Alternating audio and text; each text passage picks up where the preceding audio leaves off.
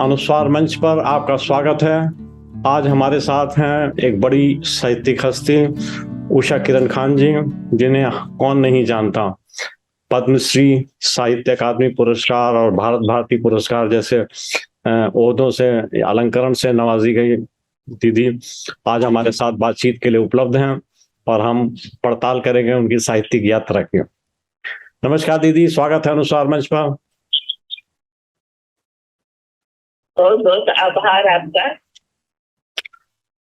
तो दीदी, हम बातचीत में आपसे जानना चाहेंगे किस प्रकार से आपकी साहित्यिक यात्रा रही, और शुरुआती तौर पर पहला प्रश्न कि लिखने की प्रेरणा आपको कहाँ से और किससे मिली?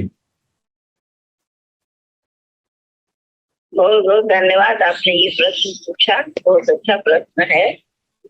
मैं एक स्वतंत्रता सेनानी पिता की पुत्री हूँ और उस जमाने में स्वतंत्रता सेनानियों के साथ साथ साहित्यकार भी लगे रहते थे जी वो सारे स्वतंत्रता सेनानी थे जो साहित्यकार होते थे। जी मेरा जन्म भी उन लोगों के बीच में हुआ जी और मेरा संस्कार उन्हीं के साथ साथ बढ़ा आगे। जी तो ऐसे में साहित्यकार के सिवा मैं और कुछ हो ही नहीं सकती थी, क्योंकि मैंने वैसे तो पुरातत्व की पढ़ाई की है, लेकिन लेखन मैंने हिंदी में किया है। बहुत सुंदर। इसीलिए मैं बचपन से ही मेरे घर में ऐसा संस्कार था कि मैं साहित्यकार बन गई। तो पहले पहल जो रचना आपकी कागज पे आई वो क्या थी? कोई कविता थी या कोई कहानी थी? मैंने कविता से शुरुआत की। जब मैं छोटी थी तो छोटे छोटे तुकबंदियां किया करती थी अपने दोस्तों के लिए, अपने भाई बहन के लिए, और उन्हीं तुकबंदियों से शुरू होते होते मैं कविता ही पढ़ती थी। बहुत सुंदर। और संयोग से नागार्जुन मेरे पिता के मित्र थे, दिनकर मेरे पिता के मित्र थे।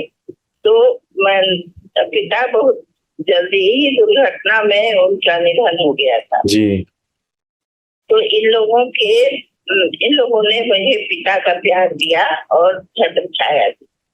तो नागार्जुन जब जाते थे मंच पर तो वो मुझे हाथ पकड़ के ले जाते थे। अच्छा। और मैं मंच पर और मैं मंत्र पर कविताएं पढ़ती थी जी। छोटी पुस्तक से। और इसीलिए मैं कागज पर भी या किसी पत्रिका में भी शुरू में या आकाशवाणी में भी मैंने कविताएं ही पढ़ी और लिखी। बड़े आश्चर्य की बात है या सूचना देने वाली चीज है कि अब तक जितने मैंने साक्षात्कार किए हैं उनमें 90% से अधिक पहले लोगों की पहली रचना कविता रही है। तो कविता लगता है सहज भाव है, क्योंकि आपको संस्कृत या जो भी प्राचीन साहित्य है जी उसमें भी काव्य ही मिलेगा, काव्य ही मिलेगा। जी जी। तो पहले तो जो कथाएं लिखी गई वो भी काव्य में ही हैं। तो पहली रचना आपकी प्रकाशित कब हुई? कितनी बड़ी थी आप जब प्रकाशित हुए? हाँ, ये आप सच कह रहे हैं कि हम लोगों को उस समय इस बात की बहुत ज्यादा जानकारी नहीं थी कि रचनाएं भेजी जाती हैं, जब पत्रिकाएं खरीदते थे हम पढ़ते थे, लेकिन हमें उतना नहीं पता था। बाद में जब हमें पता लगा कि रचनाएं कैसे भेजी जाती हैं और कैसे छपती हैं, तब मैंने गद्य लिखना शुरू कर दिया था। काफी वक्त बीत चुका है। जी जी। तो मेरी सबसे पहली कथा यात्रा एक तरह से 1977 से शुरू हुई जी। और वो पहली जो जिसको आप गंभीर साहित्य कहेंगे ऐसी रचना के रूप में पहली कहानी मेरी छपी। कहानी नामक पत्रिका हुआ करती थी, श्रीपत राय जी जी प्रेमचंद के बड़े पुत्र थे जी जी वो निकालते थे और उसका बड़ा यश था। और सभी लेखकों के मन में इस भाव रहता था कि उनकी पहली कहानी यदि श्रीपत राय की कहानी में छप गई तो वो जरूर सफल लेखक होंगे। वाह। तो मेरी सौभाग्य मेरी पहली कहानी। जी जी जी, बहुत सुंदर। तो इस प्रकार जब आपका लेखन कार्य आरंभ हुआ और फिर उसका प्रकाशन भी आरंभ हो गया, तो कौन कौन सी विधाओं में आपने अपना लेखन कार्य किया? ये सब कुछ, जैसे कविताएं मैं लिखा करती थी, तो जब कथा लिखने लगी तो कविताएं लिखना लगभग छूट गया था। जी जी। ऐसा नहीं कि वो भी होगी, लेकिन मैंने कथाएं बहुत सारी लिखी, काफी यश पाई, कविता लिख, कहानियां लिख के, और कहानियां लिखने के बाद मैंने उपन्यास की ओर हाथ बढ़ाया। जी। ऐसा नहीं कि उपन्यास से शुरुआत किया, जी जी। हाथ बढ़ाया उपन्यास की ओर, और तब मैंने बहुत सारे उपन्यास लिखे। उसके साथ साथ एक विधा, जो वैसे तो स्कूल से ही हम लोग बच्चे थे, तो अगर हम लोग को कोई नाटक करना होता था तो किसी का ढूंढने नहीं जाते थे, खुद ही नाटक के स्किट वगैरह लिख लेते थे जी। और करते थे। जी। तो लेकिन बड़े होने पर गंभीर नाटक लिखने लग गए, और पूर्णकालिक नाटक भी मैंने लिखा, और बहुत जगह मंच पर होता है। बहुत सुंदर नाटक। और उसके बाद तो कविता, कहानी, नाटक सब लिखा। साथ साथ मैंने बहुत दिनों के बाद, जब मैं पुरस्कृत वगैरह भी हो गई थी, उसके बाद मैंने एक खंड काव्य लिखा। अरे वाह। प्रिय कथा। हाँ। और सीता की दृष्टि से कथा है। जी। वो खंड काव्य है। ये सीता के वनगमन से रिलेटेड है या अग्नि परीक्षा से? नहीं, सीता, ऐसा मैंने सोचा कि सीता को जब पता चला कि अब उनका बेटा तो घोड़ा पकड़ लिया, अच्छा, तो अब वो तो पता चल जाएगा कि ये राम का पुत्र है, और सीता कहाँ? तो सीता के उन पुत्रों को अयोध्या जाना होगा, तो राजकुमार थे, तो सीता लेकिन नहीं जाएगी लौट के, चाहे जो भी परिस्थिति हो वो लौट के नहीं जाएगी। जी जी जी। तब सीता ने 2 रात अपने मन में सोचा कि कोई भी माँ सोचेगी उसके बच्चे को वो अकेले पाली है, कोई भी माँ ये सोचेगी, वैसा ही सीता सोचती है सामान्य स्त्री की तरह कि मेरी क्या गलती थी, मुझे इतना दुख मिला, और मेरे क्या कारण था कि राम जो इतना प्रेम करते थे और अब भी करते हैं, क्योंकि उन्होंने कोई दूसरा विवाह नहीं किया, उन्होंने कोई सुख में अपना जीवन व्यतीत नहीं किया, तो इसीलिए वही भाव है उसमें, प्रिय कथा, सीता और उनके पति की कथा। जी। सीता की दृष्टि। दीदी, यहाँ आपकी अनुमति से बताना चाहूंगा कि मैंने सीता की अग्नि परीक्षा और वनगमन से के सब्जेक्ट के ऊपर ये शुरू किया। अग्नि परीक्षा ये मेरा 16वां प्रबंध काव्य है। तो क्या ये पब्लिश हो चुका है? नहीं, अभी तो लिख रहे हैं। अभी शुरू किया? हाँ, अभी 2/3 हो गया। अग्नि परीक्षा का काम हो गया, वनगमन वाला लिखना है। वैसे हमारे अब तक टोटल 15 काव्य हो चुके हैं। जो लेटेस्ट है वो भानुमति पर है, जो दुर्योधन की पत्नी थी। उसके पहले अहिल्या पर लिखा, और उसके पहले माधवी, वासवदत्ता, उर्वशी, कोणार्क, इस तरीके से कुल मिलाकर के 15 प्रबंध काव्य जो हैं मैंने अभी तक लिख पाए हैं। तो बहुत बढ़िया। आप जब ये काम कर रहे हैं तो अभी लग रहा है कि काव्य का समय आ रहा है। बिल्कुल आ रहा है। मैंने अपनी पत्रिका में 20 पन्ने रिजर्व कर रखे हैं काव्य के लिए। अनुस्वार पत्रिका निकालता हूं मैं, तो उसमें 20 पन्ने कविता के लिए रखे हुए विशेष का। बहुत बढ़िया।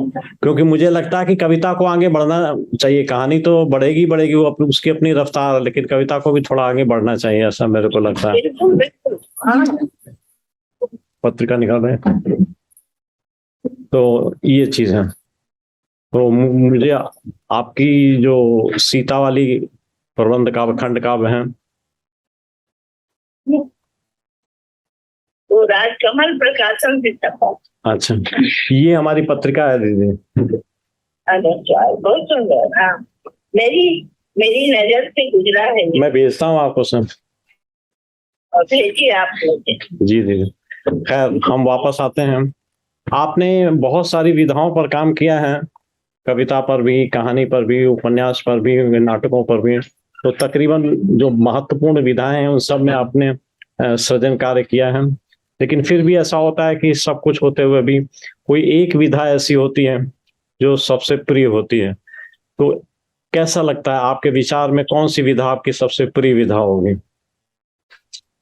जो मेरी सबसे प्रिय विधा है वो बड़ी कठिन विधा है जी लेकिन धीरे धीरे आदमी जैसे मुझे लगता है कि आयु को पार करता है जी और गंभीरता की ओर बढ़ता है, स्थिरता की ओर बढ़ता है, इसी तरह बढ़ते बढ़ते मैं जो उपन्यास की ओर आई तो मुझे लगता है कि वही विधा है जो मुझे सबसे प्रिय है और कठिन भी है। कठिन भी है, कठिन भी है, कठिन भी है।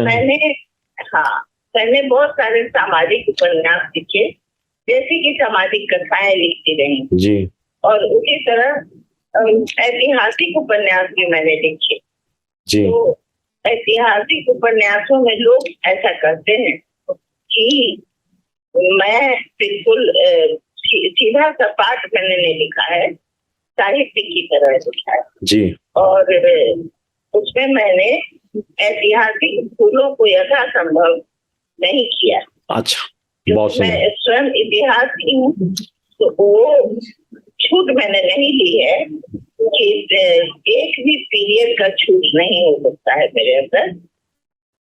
अगर मैं विद्यापति की जीवनी लिख रही हूँ तो उस समय का इतिहास लिखना ही होगा और उस समय का इतिहास जिसको ऐतिहासिक काल का अंधकार युग कहा जाता है। बिल्कुल ठीक, ऐतिहासिक के हिसाब से जी, क्योंकि उस समय बाहरी आक्रमण से त्रस्त था भारत जी, और अंदरूनी टूट फूट से भी त्रस्त था जी।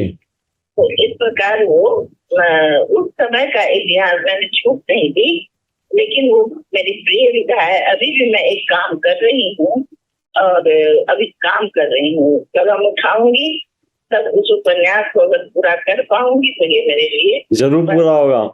और मैं पहले से ही निवेदन कर देता हूँ कि इस नए उपन्यास का प्रकाशन हम करेंगे इंडिया नेट बुक से। जरूर जरूर जरूर करिएगा। ये बताना चाहूंगा कि वैसे तो मैं मूलतः साहित्यकार हूँ, कवि हूँ, विशेष करके मैं कविता में ही ज्यादा लिखता हूँ। 104 किताबें हो चुकी हैं मेरी पब्लिश, लेकिन बाय एक्सीडेंट मैं पब्लिशर भी हो गया हूँ। ये बहुत अच्छा हुआ। और पत्रिका भी आपको दिखाई मैंने, तो ये तीनों क्षेत्रों में मेरा दखल हो गया है। तो आपकी किताब का प्रकाशन मैं करना चाहूंगा। हमारी अभी से आपसे निवेदन है कि रिजर्व रखिएगा, किसी और को कमिट मत करिए। आपने कहा, मैंने भी डिस्कस कर दिया तो अब ये आप ही। थैंक यू दीदी, थैंक यू दीदी। हमारी जो प्रकाशन संस्था है वो इंडिया नेट बुक्स के नाम से नोएडा में भी इसका मुख्य ऑफिस है और हमारी दूसरी संस्था इंडिया नेट बुक्स LLC के नाम से यूएसए में भी है, जहाँ यूएसए के साहित्यकारों के जो रचनाएं हम प्रकाशित कर रहे हैं। ये आपके सूचना के लिए। आगे चलते हैं। उपन्यासों में आप सबसे ज्यादा रुचिकर कौन सी कहानी या कौन सा कथानक आपको लगता है जिसे आप कहेंगे कि ये याद करने योग्य है या मुझे हमेशा स्मरण रहता है इस किताब का, इस उपन्यास का? देखिए, आपको ये पता होगा कि मैं हिंदी और मैथिली दोनों भाषा में लिखती हूँ। तो मैथिली के मेरे 2 उपन्यास अभी तक, मैथिली के 7 उपन्यास हैं और हिंदी में भी है, जी जी, अलग अलग तरीके के हैं। तो मैथिली का जो साहित्य अकादमी पुरस्कार जिसको मिला, जी, भामती नाम का, भामती, हाँ भामती, हाँ। और भामती उपन्यास ऐतिहासिक ही कहा जाएगा लेकिन तत्कालीन समाज की बात है जी। तो वो उपन्यास है, विशिष्ट है और सिर्फ मैं ही नहीं, बहुत सारे लोग उसको विशिष्ट मानते हैं। और चूंकि एक स्त्री की कहानी है जी, और वो एक वाचस्पति मिश्र हुआ करते थे, जी जी जी, टीका नाम का दर्शन की पुस्तक लिखी और वो उन्होंने 18 वर्षों तक उनकी पत्नी दिया जलाती रह गई उनका और सेवा करती रह गई और 18 वर्ष बाद उन्होंने पहचाना ही नहीं उसको, ओ क्योंकि इतने दिनों बाद उन्होंने सिर उठाया और ठीक से देखा होगा। हाँ, तब तक तो उनका रूप भी बदल गया था। स्मृति भी लुप्त हो गई।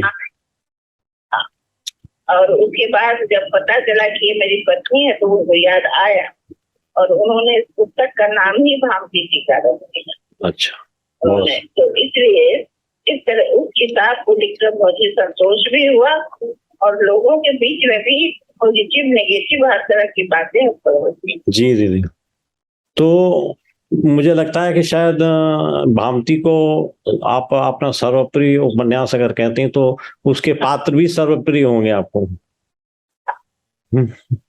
सत्य कथानक चुनते समय किन बातों से आप निर्णय लेती हैं कि इस कथानक पे काम किया जाए?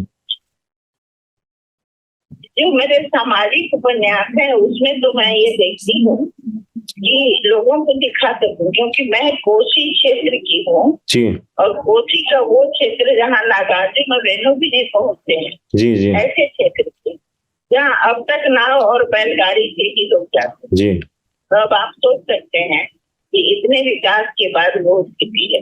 तो मैं उस क्षेत्र के जिस इलाके में मेरे पिताजी गए थे आश्रम बनाने और वहाँ के दलित लोगों की कहानियां भी लिखती रही हूँ और उस इलाके के पात्रों को लेके ही उपन्यास लिखा, जी जो सामाजिक उपन्यास है। जी जी। तो मेरी नजर रहती है उनके बारे में आप भी जाने, कहीं के भी लोग जाने ठीक बात। वो कैसे रहते हैं, उनके जीवन में अगर कष्ट है तो स्त्री पुरुष दोनों को है, अलग से कोई स्त्री को नहीं और पुरुष को नहीं। ठीक बात। और उनके अंदर भी उनके अंदर तो बेहद जिज्ञासा है और उल्लास भी है जी। ऐसा नहीं कि रोते रहते, बड़े सुख से भी रहते जी। उनके पास भी नाच है, गान है और सुख है। तो ये सब लेके मैं चल रही हूँ। फिर उसका विकास हुआ है, मैं कैसे कहूँ कि नहीं हुआ है, हुआ है। तो विकास होते हुए लोगों की भी कहानी है। लेकिन इस समय में जबकि अंधेरा था तो 1956-57 का जो चुनाव हुआ उसके पहले तक एक उपन्यास है ग्रामीण कथा। उसके बाद दूसरा उपन्यास है जो कैसे लोग अब शहरों की ओर आने लगे, तब गांव की क्या स्थिति हुई, तब भी पंचायती राज हुआ, तब फिर पंचायती राज में आरक्षण महिलाओं का हुआ, तब फिर कैसे कैसे डेवलपमेंट हुआ और कोरोना काल तक का उपन्यास।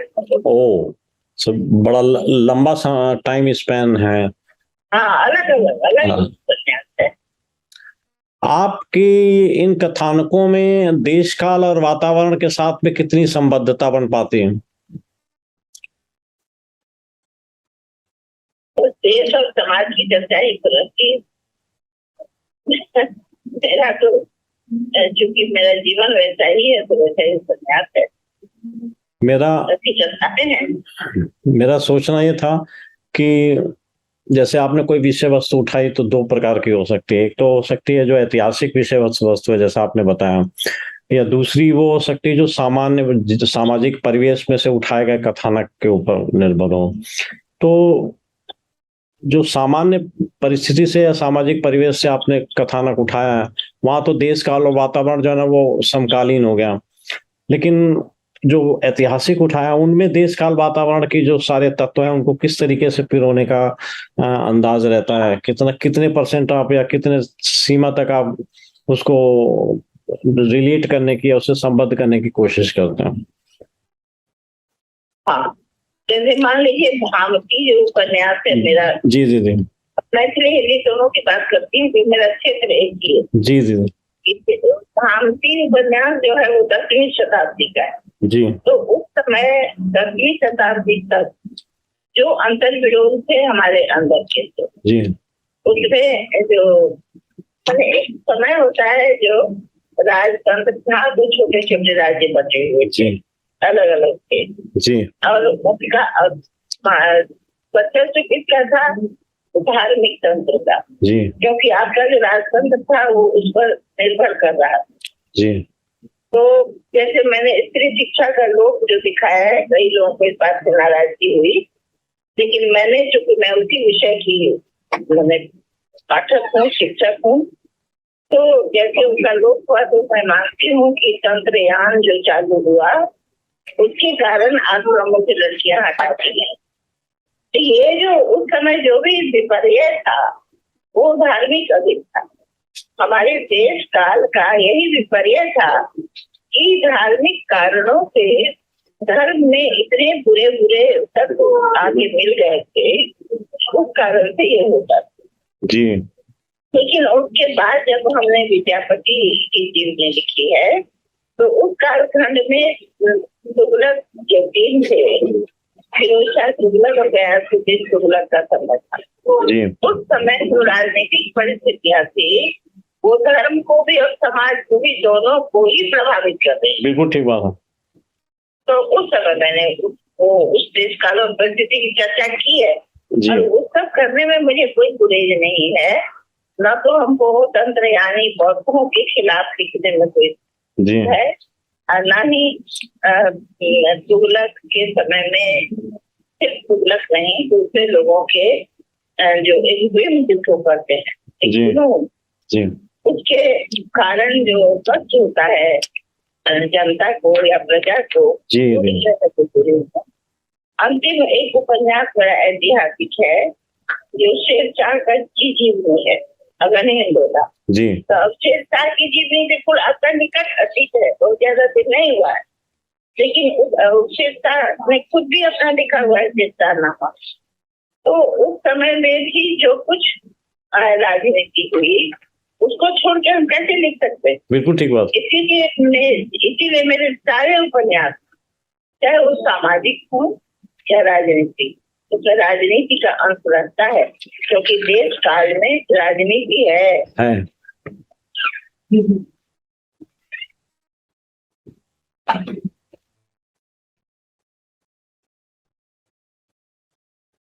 ऐतिहासिक उपन्यासों में कई बार ऐसी परिस्थिति आती है जब और फिर भी लगता है कि इस पात्र के प्रति न्याय होना चाहिए।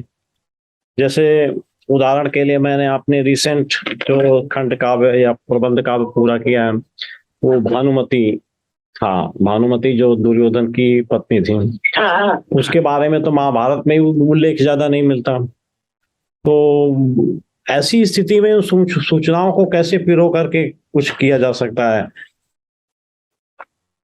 और जैसे भानुमति के विषय में आपने कहा तो वो तो बैकग्राउंड में थी, बेचारा दुर्योधन अपना जो मत करता रहता था और ये अपनी सास की सेवा में लगी रहती थी।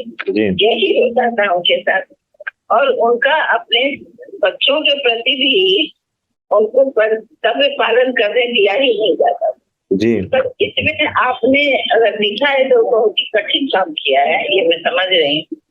और आपने पूरे महाभारत को पढ़ के छान के तब ज्यादा कंकड़ और थोड़ा सा कोई भी अन्न या दाल कर आपने चुना है और तब उसके बाद उस पर आप उन परिस्थितियों की कल्पना आपने की होगी। जी।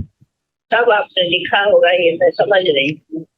तो लेकिन ऐसे पात्रों पर लिखा ही जाना चाहिए क्योंकि इन पर किसी ने नहीं लिखा है। ये तो आज के सोचनीय विचारणीय विषय है कि किसी व्यक्ति के सामने मात्र एक ही लक्ष्य हो कि हमको राज्य प्राप्ति हो और सामने वाले को नष्ट कर देना है। उसके लिए किसी स्त्री माता या पत्नी या बेटी या आजू बाजू के किसी स्त्री की कोई भी अहमियत नहीं है। और उस नहीं अहमियत वाली स्त्री को दिखा के आपने पात्र बनाया तो आपको परिश्रम बहुत लगा होगा कि मुझे मेरी बात आ गई। दीदी, मैं पौराणिक पात्रों और ऐतिहासिक पात्रों को लेकर के ही प्रबंध काव्य लिखता हूँ और विशेष करके ऐसे चरित्रों पर जिन पर प्रकाश नहीं डाला गया या न्याय नहीं हुआ या कहीं पर जो मिथ या कहानी प्रस्तुत की गई है उसमें वास्तविकता थोड़ी कम लगे या किसी पक्ष को छोड़ दिया जाए तो बहुत आनंद आता है ऐसी चीजों को सोचने में कि जो दिमाग पे जोर पड़ता है उससे बहुत अच्छा आनंद आता है। तो मैंने पकड़ा कि उसकी सामग्री नहीं है और लेकिन वो पात्र अहम है। आम, जी और उस पात्र का कंफ्लिक्ट बहुत बड़ा होगा, इसीलिए आपकी भानुमति में पढ़ना चाहूँ। मैं भेजूंगा दीदी, आपका पता ले लूंगा मैं और भेजूंगा, आपने ये पूरा सेट भेजूंगा। कभी किसी कथानक पर आपके मन में विचार आया हो कि इस पर कुछ लिखा जाए, लेकिन आपको कोई विडंबना या कोई ऑब्जेक्शन या कोई ऐसी चीज मिली कि वो कर नहीं पाए और मन में ही रह गई वो बात, कोई ऐसी ऐसी परिस्थिति आपके सामने आई? होता है, तो कई बार होता है। जैसे मुझे लगता है कि सन 78 में एक पंक्ति लिखी अपनी किसी डायरी में। जी जी। और वो पंक्ति जब मेरे सामने में अभी भी आ जाती है जी जी। तो बड़ा चैलेंज लगता है, लेकिन मैंने लिखा। क्या जान सकते हैं वो पंक्ति क्या थी? मैंने वो सोचा था कि जैसे मान लीजिए मैंने लिखा कि जीवन भर 5 पति थे द्रौपदी के और कृष्ण जैसे मित्र भी थे, लेकिन द्रौपदी जीवन भर असंतुष्ट रही क्योंकि वो उनका प्रेम तो मात्र अर्जुन था जो उनको प्राप्त ही नहीं हुआ। जी। अर्जुन प्राप्त उनको नहीं हुआ और वो अर्जुन को तलाशती रहे। अब देखिए वो सभी भाइयों में अर्जुन ही थे जो उनको जीत के लाए और उनको बंटवारा हो गया। जी। बंटवारा हो गया तो क्रमशः अर्जुन तीसरे नंबर पर आते थे। ठीक बात। और उस तीसरे नंबर पर आने के पहले ही उनको सजा मिल गई वनगमन की। जी। वो चले गए वनगमन, चले गए उधर गए। जब उधर उन्होंने तो विवाह किया तो लोग भी और चित्रांगदा से संतान भी है उधर। जी। तो द्रौपदी को अखंड अर्जुन नहीं, अर्जुन को अखंड द्रौपदी नहीं। बिल्कुल ठीक बात है, बिल्कुल ठीक है। अर्जुन भी तो बड़ी अभीपता से उनको जीत के लाए थे ना। वो भी जीवन भर सबसे ज्यादा विवाह अर्जुन ने ही किया। जी।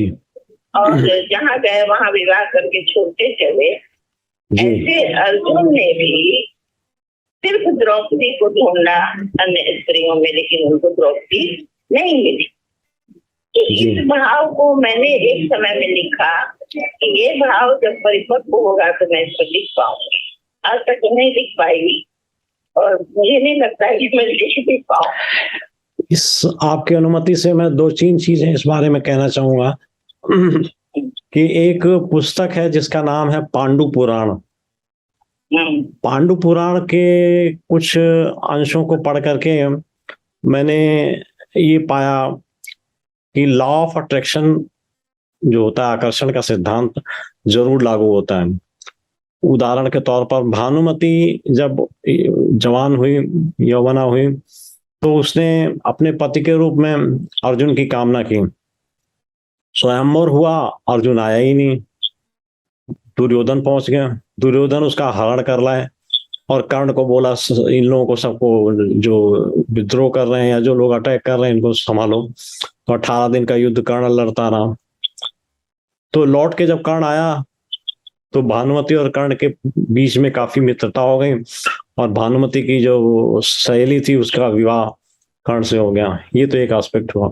दूसरा एस्पेक्ट ये हुआ कि द्रौपदी के बारे में कहीं ऐसा जिक्र भी आता है कि वो सिर्फ युधिष्ठिर की पत्नी थी, लेकिन अधिकांश उसमें पुस्तकों में या ग्रंथों में ये चीज कही गई कि वो 5 के बीच में उनका बंटवारा हुआ था। द्रौपदी के कर्ण से प्रभावित होने के बारे में भी काफी चर्चा मिलती है कि वो कर्ण को पसंद करने लगी थी। शायद उसका परिणाम ये हो कि 5 लोगों के साथ विवाह होने के परिणाम स्वरूप उनके मन में कुछ वेदना जागी हो और उस वेदना के परिणाम स्वरूप उनका मन उचट गया हो और तो दूसरी तरफ चला गया हो। ऐसा पॉसिबल है। तो इस तरीके की डिफरेंट ओपिनियंस भी मिलते हैं, वेरिएशंस भी मिलते हैं। फिर ये लगता है कि इसमें से कौन सा सबसे ज्यादा व्यवहारिक एस्पेक्ट है, सबसे ज्यादा व्यवहारिक होना चाहिए एक पात्र के विशेषताओं के आधार पर, और तब फिर उसका ट्रीटाइज करने का प्रयास किया जा सकता है। तो ऐसी अलग अलग चीजें मिलती हैं जिनको जोड़ के लिखा जा सकता है। जी जी जी। अब आते हैं वापस अपने प्रश्नों पर। तो इस समय लेखन कार्य बहुत हो रहा है, आप देख रहे होंगे। सोशल मीडिया ने जैसे दरवाजे खोल दिए हैं, और वो भी किसी छोटी मोटी नदी और नाले के नहीं, बल्कि जैसे किसी बांध के दरवाजे खुल गए हों और बड़ी तेज रफ्तार से पानी निकल रहा हो। तो वैसे ही आजकल जो ना लेखन कार्य हो रहा है, सुबह दोपहर शाम लेखन चल रहा है। हमारे तो कुछ जानकार लोग हैं जिन्होंने अपने टारगेट बना रखा है कि एक कहानी और 5 कविताएं रोज लिखनी है।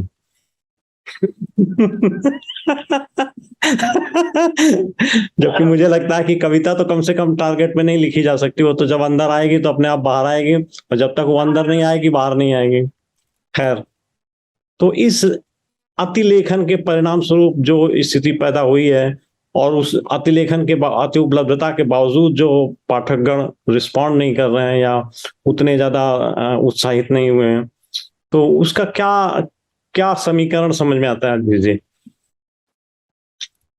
अरे भाई, तो जो लेखक इतने ज्यादा, जो आपने सही कहा, ये लगता है जैसे बांध टूट गया है और सब क्या रहा है, छोटी मछली बड़ी मछली मछली बता देता है।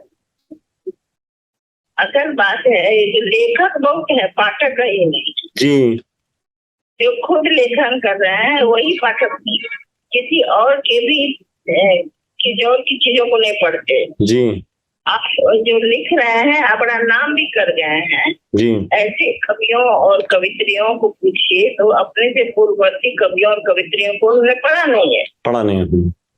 तो जब पढ़ाई नहीं है तो वो कैसे क्या लेखन पूरा कर रहे हैं, तो उनके उस लेखन को कौन खरीदेगा?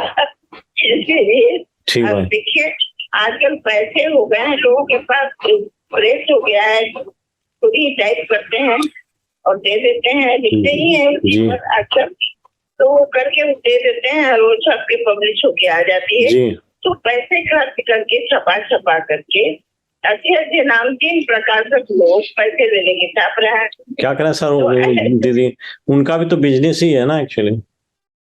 तो उनका बिजनेस है, और ये तो बिजनेस मैन लोग और भी बिगाड़ दे रहे हैं। मैं कुछ नहीं कह सकता, मैं प्रकाशक भी हूं इसलिए चुप रहूंगा।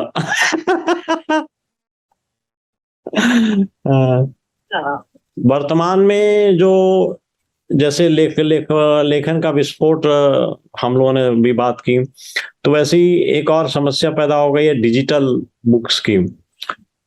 अब किताबें जो है डिजिटल फॉर्मेट में अवेलेबल है, तो क्या लगता है कि डिजिटल इरा के साथ साथ प्रिंटेड बुक्स का जमाना खत्म हो जाएगा, और इसका क्या प्रभाव पड़ेगा आपकी नजर में?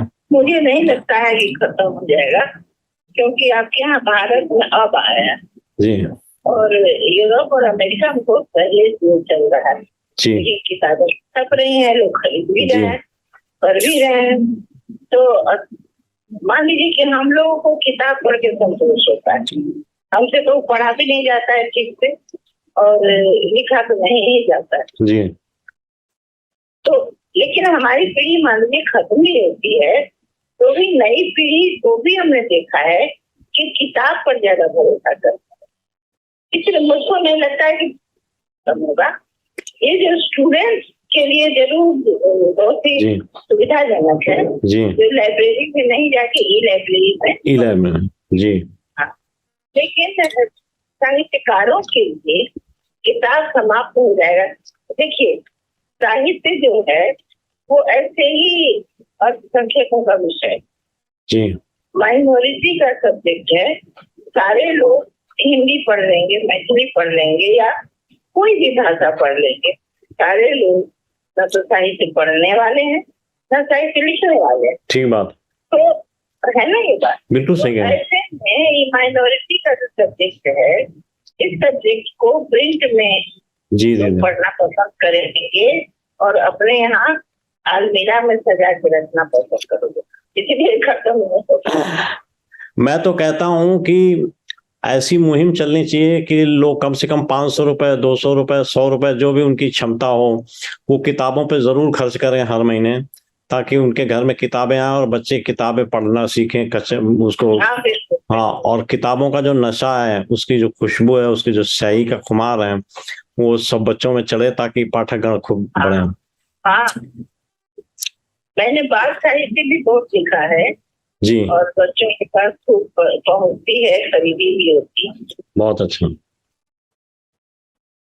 प्रवासी भारतीयों की तरफ से भी काफी प्रयास किए जा रहे हैं हिंदी के विकास और उन्नयन के लिए, और हमारे यहाँ सरकारी लेवल पर भी कुछ ना कुछ प्रच्छन्न प्रयास तो किए ही जा रहे हैं।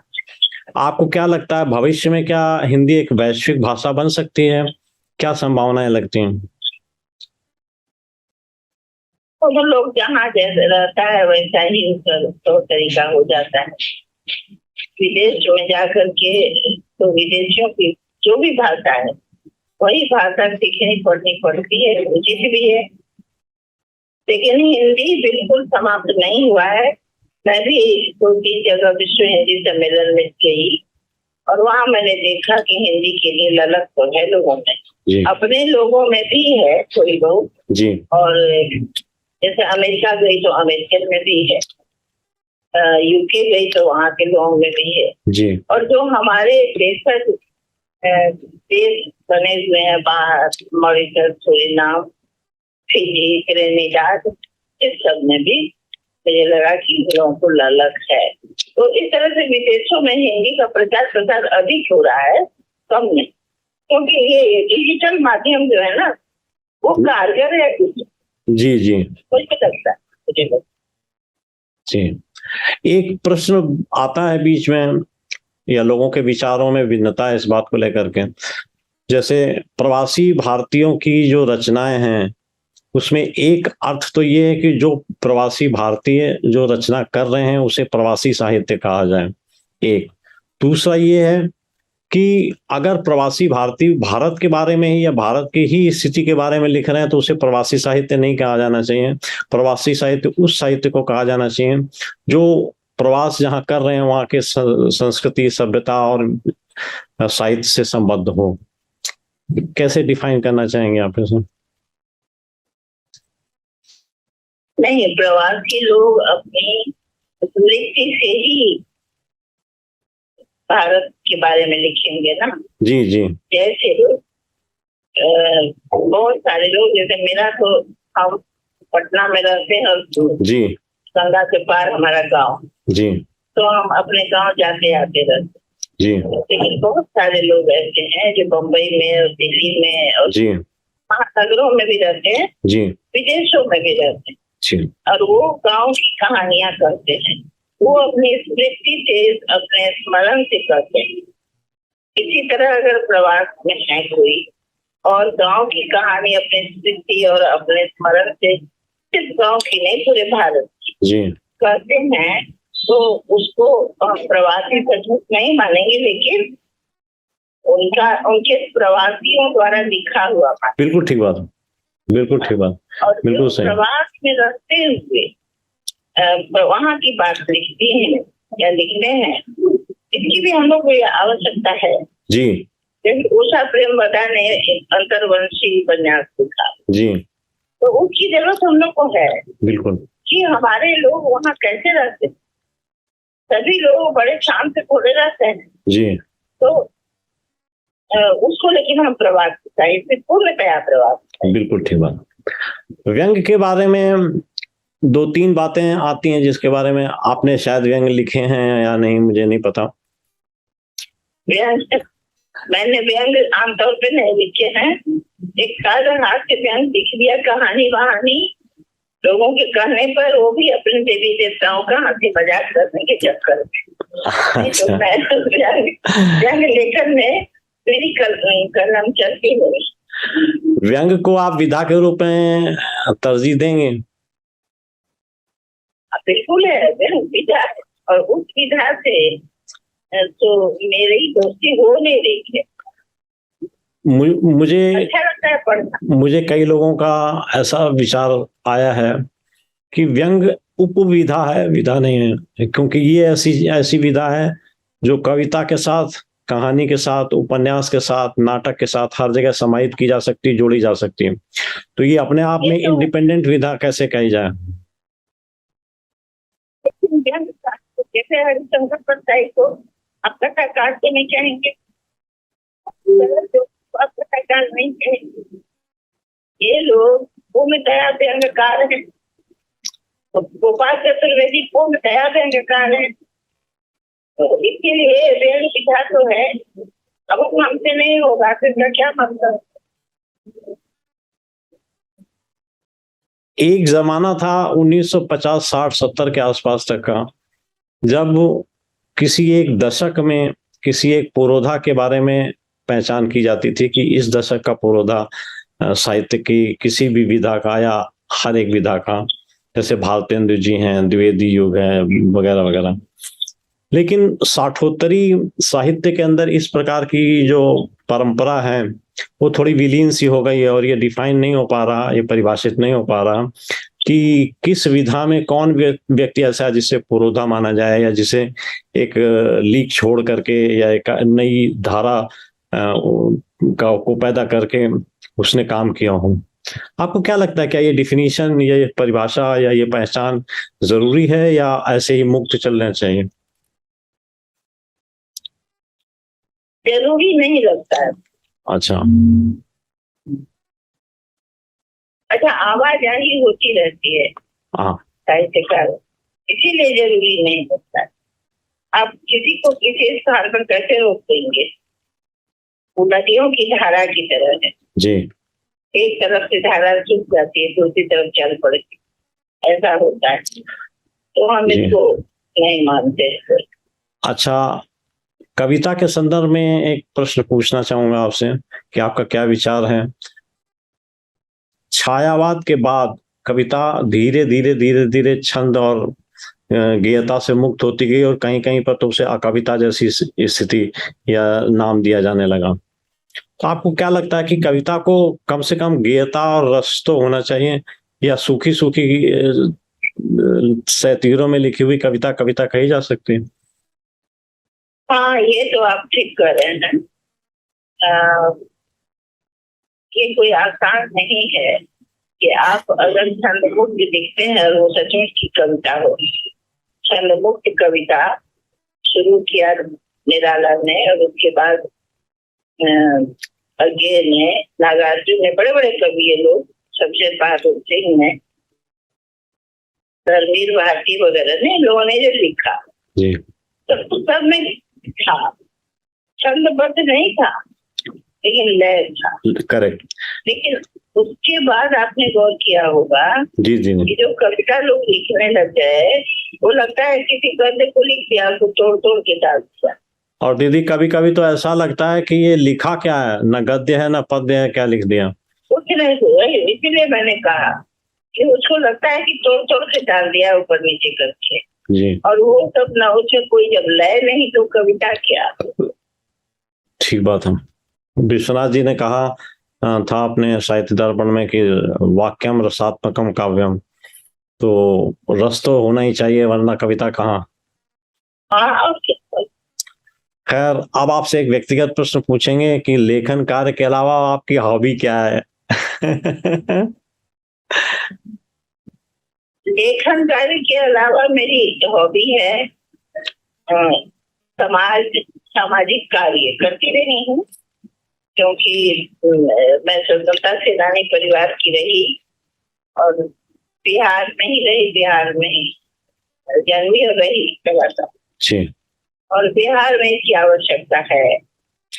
तो मैं सामाजिक कार्यों में हमेशा किसी के महिलाओं के दुख सुख में रहती हूँ। हालांकि मैं किसी चीज में बहुत ज्यादा इन्वॉल्व नहीं होती, लेकिन मेरा दरवाजा खुला रहता है। और मैंने बड़े बड़ी संस्थाओं जैसे जयप्रकाश नारायण की पत्नी प्रभावती जी ने जो महिला चरखा समिति शुरू किया था जी, उसमें लगातार जुड़ी रही। वो थी तब भी, नहीं थी तब भी, स्टूडेंट में भी वो पारिवारिक के संबंध था। और बाद में मैं उसकी अध्यक्ष भी रही कुछ दिनों तक।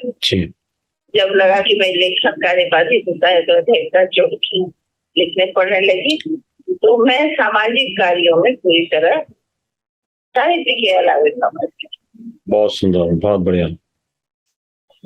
और अब समापन की ओर चलते हैं और आपसे संदेश लेते हैं उदीयमान रचनाकारों के लिए, नवोदित रचनाकारों के लिए, या सबके लिए, कि भाई साहित्य के अच्छी गुणवत्तापूर्ण रचना के लिए और हिंदी के विकास के लिए किस प्रकार से काम किया जाना चाहिए या किया जा सकता है। सबसे पहली बात तो ये है कि मेरे कुछ कहने से कोई सुने होने का है नहीं, लेकिन सबसे बड़ी बात है कि साहित्य हिंदी या कोई किसी भी भाषा के साहित्य जी लिखने के पहले विपुल रूप से पढ़ लेना चाहिए। पढ़ लेने का मतलब ये नहीं कि आप हिंदी में एमए कर गए कि अंग्रेजी में एमए कर गए तो आप बड़े होशियार हो गए, जानकार हो गए। क्योंकि मैं अपना ही उदाहरण आपको देती हूँ कि मैंने तो हिंदी सब्जेक्ट के रूप में पढ़ाई ना ही मैथिली, मैं तो पुरातत्व की विद्यार्थी हूँ। तो बताइए, लेकिन स्वाध्याय से ही तो जाता है। स्वाध्याय से। हाँ, नहीं, मैं इस बात से सहमत हूँ, क्योंकि मेरा अनुभव भी यही रहा है और मेरी प्रणाली भी यही रही है, कार्य प्रणाली भी यही रही कि पढ़ो तो जितना पढ़ोगे उतना ही सीखोगे। नए लोग, नए लेखकों और कवियों को स्वाध्याय कर लेना चाहिए जी, अपनी तैयारी कर लेनी चाहिए, तब आगे बढ़ना चाहिए जी। और दूसरा एक संदेश बहुत बड़ा मैं देना चाहती हूँ कि सस्ती लोकप्रियता के लिए जो भी कुछ नहीं लिख देना चाहिए। गंभीरता से सोचना चाहिए कि मेरा लिखा हुआ छपेगा या प्रसारित होगा तो उसका प्रभाव समाज पर क्या पड़ेगा। अंततः ये समाज जो है उसी के लिए तो हम लिख रहे हैं, उसी के लिए लिख रहे हैं, उसी के लिए लिख रहे हैं। तो मेरा यही है भाव कि नए लोगों को, या मेरी दृष्टि से तो सभी नए हैं, आप ही नए, हमारी उम्र की दृष्टि से तो सब युवा है मेरे लिए, आप लोग सब, और बाकी लोग बिल्कुल प्रारंभ करने वाले लोग हैं। जी जी। ये सबों को ये चाहिए कि कुछ लोग में ना पड़े कि कुछ भी लिख देंगे चौंकाओ। जी, ठीक बात कह रहे हैं। और उससे बसब बड़ा नाम करते, बिल्कुल ठीक बात है। कुछ नहीं होता जाता है।